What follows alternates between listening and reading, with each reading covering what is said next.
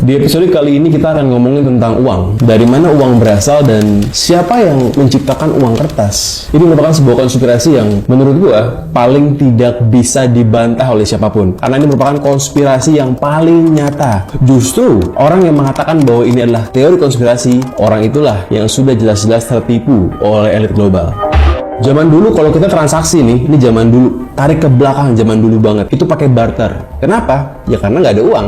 Jadi kalau lo mau beli sapi, lo tukerin dengan roti lo misalnya. Lo mau beli beras, tukerin dengan kayu lo. Tapi itu ribet karena sulit untuk mengukur sebuah alat tukar yang pas dan adil untuk semua orang. Saat kita menukar kayu dengan kerbau, tidak semua orang mau kayu lo, nggak semua orang mau kebo lo. Dan gimana ngukurnya biar kebonya pas sama kayu lo? Nggak mungkin lo nukerin kebonya cuma kakinya doang, mati tuh kebo. Jadi susah buat mengukur pertukaran ekonomi dengan barter. Sangat banyak kesulitannya. Akhirnya di seluruh dunia disepakatinlah bahwa emas dan perak merupakan barang yang berharga yang dijadikan sebagai currency. Currency ini artinya adalah alat tukar. Kenapa emas dan perak? Pertama karena semua orang setuju emas dan perak itu merupakan barang yang berharga. Karena kalau kita ngomongin emas ini merupakan zat yang tidak lekang oleh waktu, tidak bisa dihancurkan bahkan oleh api terpanas sekalipun. Emas bisa meleleh, bisa berubah bentuk, tapi emas tidak bisa dihilangkan dari bumi. Dan emas ini juga merupakan barang yang scarcity, yang langka, yang scarce gitu. Jadi ini merupakan alat yang tepat untuk dijadikan sebagai tempat menyimpan kekayaan lo. Dan kalau kita ngomongin tabel periodik kimia, kalau lo merupakan anak yang dulu sekolahnya nggak bolos gitu ya, ngelihat tabel periodik kimia, dari semua yang ada di sana hanya emas dan perak yang memenuhi standar layak dijadikan sebagai alat penyimpan kekayaan. Kalau kita misalnya pakai H2O, pakai air, kan nggak mungkin. Air gampang hilang, nggak mungkin alat penyimpan kekayaan lo itu gampang hilang kayak air. Terus juga nggak mungkin pakai unsur yang berbahaya semacam unsur boron. Kalau kena kulit bisa mati lama-lama. Atau pakai nikel. Nikel juga bikin iritasi kulit. So nggak mungkin alat penyimpan kekayaan itu berbahaya buat kita. Nggak mungkin juga kita pakai koper atau tembaga. Karena koper atau tembaga merupakan barang yang sangat banyak stoknya. Nggak mungkin tempat menyimpan kekayaan lo itu disimpan dengan barang yang nggak langka. Karena semua orang jadi bisa punya gitu kan. So yang paling tepat adalah menggunakan emas dan perak. Karena dia langka, tidak berbahaya, dan juga tidak bisa dihancurkan. Dengan lahirnya emas dan perak sebagai currency pertama di dunia, maka kemudian ekonomi dunia bergerak maju. Karena proses pertukaran ekonomi, proses jual beli jadi semakin mudah. Semakin mudah proses jual beli, maka ekonomi dipastikan semakin maju. Maka dipastikan peradaban akan semakin maju. Terus kenapa bisa lahir tiba-tiba ada uang kertas? Kan sebenarnya emas perak sudah menjadi alat currency yang luar biasa nih. Itu terjadi karena emas dan perak ini berat. Jadi kalau kita mau kemana-mana, mau bawa emas perak untuk belanja di negeri lain, itu kadang-kadang menjadi sulit karena berat dan rawan dicuri. Karena kita harus bawa banyak kan, kita harus bawa, kelihatannya kantongnya itu besar dan berat. Itulah kenapa kita dilahirkan sebuah teknologi baru namanya uang kertas. Karena kalau kita pakai uang kertas itu kan gampang. Datanglah sebuah ide brilian dari negeri Cina, dari dinasti Tang. Dia membuat sebuah yang namanya kertas IOU. Jadi ini merupakan sebuah uang kertas pertama di dunia nih, di Cina di zaman dinasti Tang. Kenapa? Karena ya negara Cina merupakan negara pertama yang menemukan kertas. So jadi memang masuk akal kalau mereka adalah negara pertama yang mempunyai uang kertas. Dan uang kertas di zaman dinasti Tang ini di backingin dengan barang-barang di dalam toko-toko pemerintah. Jadi uang kertas ini yang ditukarkan dengan emas dan perak itu dijamin sama pemerintah Tiongkok pada zamannya, dijamin bisa ditukarkan dengan barang-barang yang dijual di toko-toko pemerintahan. Apa itu? Ya beras, ya roti, dan lain-lain. Barulah di Eropa, namanya berubah seperti zaman sekarang, namanya banknotes, dikeluarkan oleh bank. Jadi banyak bank-bank sentral di Eropa yang mengeluarkan namanya banknotes. Kalau kita lihat di Cina tadi, itu kan merupakan uang yang dilahirkan oleh pemerintahnya, yang di-backing dengan barang-barang makanan di toko pemerintahan. Kalau ini di Eropa memang dikeluarkan oleh bank sentral. Namanya juga sama, konsepnya itu IOU. Jadi IOU ini artinya, bahasa Inggris, IOU artinya adalah saya utang ke kamu. Jadi kalau misalnya kita kasih emas ke bank nih, kita kasih emas 100 gram ke bank, dia akan kasih kita surat atau kertas IOU senilai 100 gram emas, yang artinya saya si bank ngutang ke kamu sebesar 100 gram emas. Kertas ini berharga karena kertas ini menandakan bahwa si bank ini ngutang sama yang punya kertas ini. Jadi artinya kertas ini sama dengan emas, tapi hebatnya dia nggak berat. Jadi memang semua uang kertas itu konsepnya bisa ditukarkan dengan emas kapan saja, karena memang emasnya disimpan dengan aman di berangkas-berangkas bank tersebut. Sampai pada akhirnya pada tahun 1971 Presiden Richard Nixon, Presiden Amerika, yang mengatakan bahwa mulai sekarang, mulai tahun 71, tepatnya 50 tahun yang lalu, mulai hari itu Amerika The Fed terang-terangan mengatakan bahwa uang tidak lagi dicetak dengan backingan emas atau perak, tapi hanya dengan dengkul. Dan di hari itu lahirlah konsep yang namanya fiat money. Artinya fiat money adalah uang yang di-backing dengan kepercayaan. Jadi uang yang sekarang ada di dunia ini 50 tahun terakhir ini tidak di-backing dengan emas, tapi di-backing dengan kepercayaan, yang artinya adalah kita bisa jual beli pakai uang yang ada sekarang karena kita percaya ini dikeluarkan oleh The Fed dari Amerika. Udah itu aja. Nggak ada emas, nggak ada perak, hanya kepercayaan. Kenapa tiba-tiba pemerintah Amerika mengatakan bahwa sekarang udah nggak pakai backingan emas lagi nih? Kenapa tiba-tiba berubah menjadi fiat money? Kenapa? Karena pada waktu itu Amerika mulai terdesak oleh negara-negara lain yang mulai curiga. Sebenarnya Amerika ini cetak duit pakai apa sih? Kok mereka kaya banget gitu? Dan Amerika takut tiba-tiba semua negara-negara di dunia menukarkan dolarnya dengan emas, karena itu berbahaya. Jika terjadi semua negara menukarkan dolarnya dengan emas ke pemerintah Amerika bersamaan, pasti Amerika akan kolaps. Kenapa? Karena emasnya nggak akan cukup, karena memang duit yang dicetak tidak sebanyak emas yang ada. Jadi memang mencetakkan uang modal dengkul ini tidak dilakukan sejak tahun 71, memang sejak lama, cuman baru ngaku di tahun 71. Kenapa negara-negara lain mau menyimpan kekayaan dengan US dollar? Karena memang zaman itu sudah masuk ke Pax Americana. Memang saat itu dolar sudah menjadi mata uang dunia. Memang saat itu dikatakan bahwa dolar setara dengan emas. Itu kenapa semua orang di dunia, negara-negara menyimpan kekayaannya dengan US dollar. Sementara negara-negara lain menggunakan kerja keras dan produksi, tapi The Fed mencetak uang modal dengkul. Ini merupakan perampokan terbesar dalam sejarah dunia.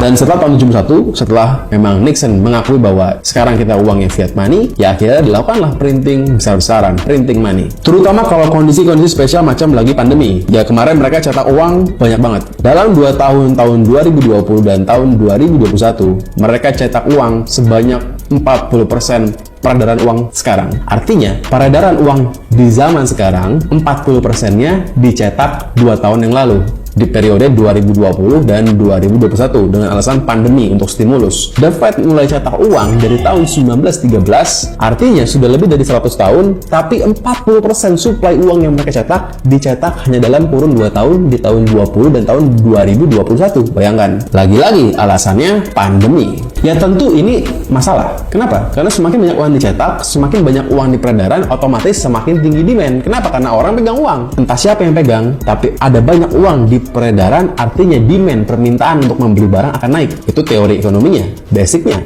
This increase in demand results in higher prices. Demand is an important factor in the outlook for inflation. Kita tahu banyak stimulus di negara-negara yang terkena pandemi seluruh dunia. Nggak kerja pun akan dikasih stimulus. Artinya memang itu membuat demand naik. Masalahnya, di saat demand naik, supply berkurang drastis. Kenapa? Karena pandemi. Karena pabrik ditutup banyak di mana-mana. Supply menurun, demand naik. Artinya apa? Artinya pasti inflasi besar-besaran. Harga pasti naik. Karena banyak yang mau, tapi barangnya nggak ada. Ya nggak heran sebenarnya kenapa dalam 2 tahun terakhir harga kripto itu naik banget. Stock market, saham-saham seperti Tesla naik gak karuan. Kenapa? Ya karena inflasi. Sebenarnya bukan karena kriptonya naik, bukan karena stock marketnya naik, tapi lebih kepada dolarnya yang makin menjadi nggak berharga. Contoh misalnya dulu kita bisa beli 1 Bitcoin dengan $10.000. Ya sekarang $10.000 hanya bisa membeli sepertiga Bitcoin. Yang naik bukan Bitcoinnya, tapi adalah dolarnya yang menjadi tidak berharga. Kenapa yang naik itu paling kelihatan di stock market sama di cryptocurrency market? Kenapa? Karena memang kebanyakan orang yang mendapatkan stimulus itu mereka invest di crypto dan di stock market. Itu kenapa meskipun ekonomi sedang porak-poranda, banyak pengangguran, tapi stock market terus naik. Dulu stock market ini, pasar saham itu menggambarkan kondisi ekonomi, tapi sekarang mau ekonomi lagi hancur pun pasar saham akan terus naik. Kenapa? Karena memang banyak yang beli. Karena memang uangnya ada, karena memang harganya hancur karena inflasi.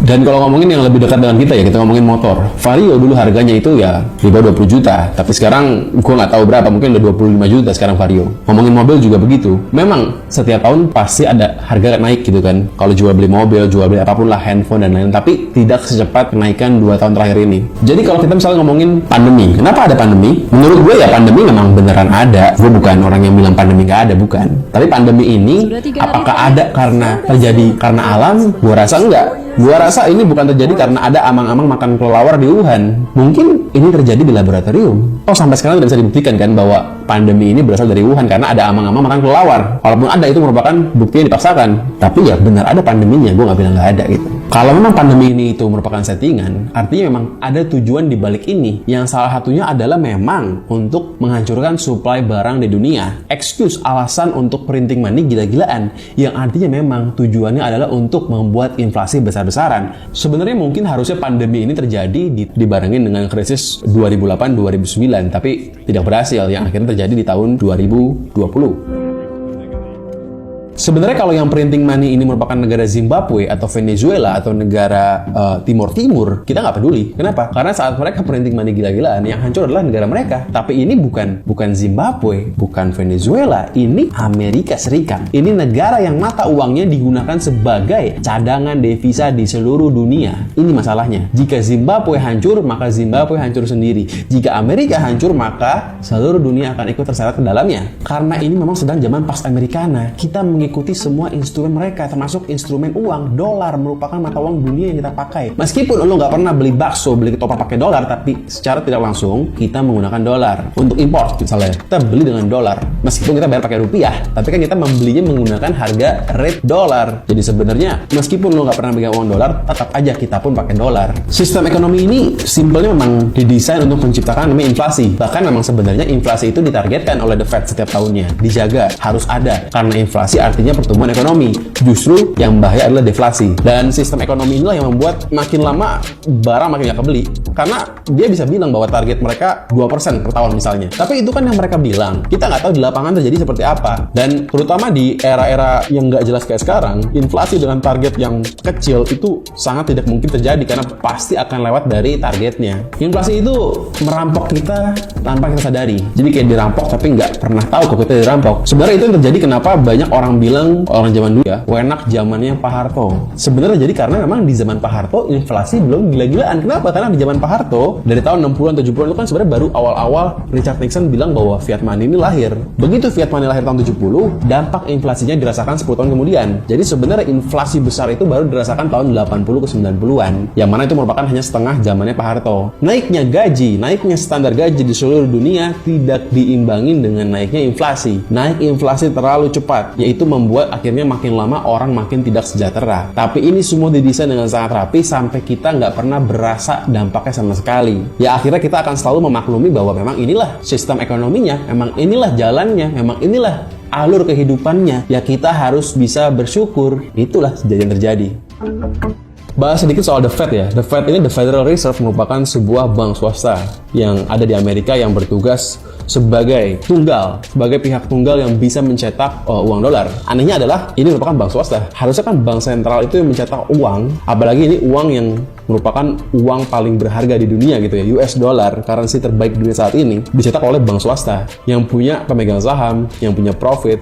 Itu anehnya. The Fed ini lahir pada tahun 1913. Dia dilahirkan oleh pentolannya itu JP Morgan. JP Morgan ini merupakan seorang mogul bank lah. Jadi sebelum ada The Fed ini banyak bank-bank di Amerika, dan JP Morgan ini merupakan pentolan dari yang punya bank inilah. Bisa dibilang yang paling kaya bankir di Amerika pada zamannya sebelum The Fed adalah John Pierpont Morgan. Pada awal abad 20 terjadi kepanikan di Amerika, panik finansial, krisis finansial, yang membuat akhirnya banyak orang berjamaah mau ngambil duit ke bank bersamaan. Itu ngebuat semua bank kehabisan duit, karena memang bank di zaman itu sudah cetak duit lebih dari emas yang mereka punya. Mereka punya sistem namanya fractional reserve yang membolehkan mereka untuk cetak uang 10 kali lipat daripada emas yang mereka punya, dengan asumsi bahwa tidak akan terjadi kondisi di mana semua orang secara berjamaah mengambil emasnya dengan cara bersamaan. Ya, begitu ada krisis finansial, ya begitu semua orang berbondong-bondong mau ngambil emasnya ke bank, yang nggak bisa, nggak ada gitu loh. Emasnya habis, uang nggak ada. Dan akhirnya ini membuat seorang JP Morgan resah. Dia ingin membuat solusi yang menyelamatkan negaranya, menyelamatkan rakyatnya dengan cara membuat sebuah konsep bank sentral. Nah, akhirnya dia mengajak teman-temannya pergi ke pulau yang dia miliki di Jekyll Island di negara bagian Georgia. Di sana mereka bertemu dengan diam-diam dengan semua mogul-mogul bank. Jadi ada mogul bank A, B, C, D, yang pertemuan ini itu dihadiri oleh orang-orang yang sedikit, tapi jumlah kekayaan mereka itu pada zamannya merupakan seperempat kekayaan dunia. Bayangkan, orang-orang yang kecil ini, yang sedikit ini, itu mewakili 20 25% kekayaan dunia. Yang mereka membuat sebuah wacana untuk menyelamatkan negara kita harus membuat sebuah ide bank sentral yang swasta yang bisa mencetak uang terserah dia. Kenapa? Jadi saat terjadinya krisis finansial di mana semua orang mau ngambil duit ke bank kan nggak punya duit kan, karena duitnya memang nggak sebanyak itu gitu kan. Nah, The Fed ini bisa minjemin duit ke bank-bank lain supaya bank ini nggak ada yang krisis, supaya bank ini nggak ada yang bangkrut. Jadi konsepnya The Fed adalah bisa meminjamkan uang ke bank manapun yang membutuhkan. Itu konsepnya, supaya tidak terjadi lagi krisis panic bank yang membuat orang jadi makin panik gitu. Ya tentunya dengan izin dan kehendak dari Tuan Besar Rothschild, akhirnya lahirlah The Fed yang disahkan oleh Presiden Amerika Woodrow Wilson pada tahun 1913. Lahirlah The Fed, sebuah bank swasta yang dimiliki oleh private, ada pemegang sahamnya, ada profitnya, meskipun pemegang sahamnya ini tidak bisa mengontrol kebijakan perusahaan. Itulah kurang lebih peraturannya yang orang-orang tahu. Dan memang pada awalnya di zamannya memang The Fed mengatakan bahwa ini pencetakan uang dicetak dengan backingan emas pastinya sesuai peraturan yang ada. Tapi yang anehnya adalah kenapa pemerintah Amerika itu mengizinkan ada sebuah bank sentral swasta yang tidak bisa diganggu-gugat oleh pemerintahnya sendiri yang bahkan punya profit tapi berdalih bekerja untuk umat. Lahirnya The Fed ini menandai perpindahan Pax Britannica menuju Pax Americana. Karena ini sebenarnya bukan ide baru, ini merupakan ide lama. Sejak dulu sudah ada banyak wacana-wacana di Amerika untuk melahirkan sebuah bank sentral, namun sering ditolak oleh presiden-presiden di Amerika seperti Abraham Lincoln yang menolak hadirnya bank sentral yang akhirnya dia dibunuh. Juga Presiden Andrew Jackson dan lain-lain. Cuma memang sebelumnya wacana ini selalu gagal. Jadi akhirnya baru berhasil di abad 20.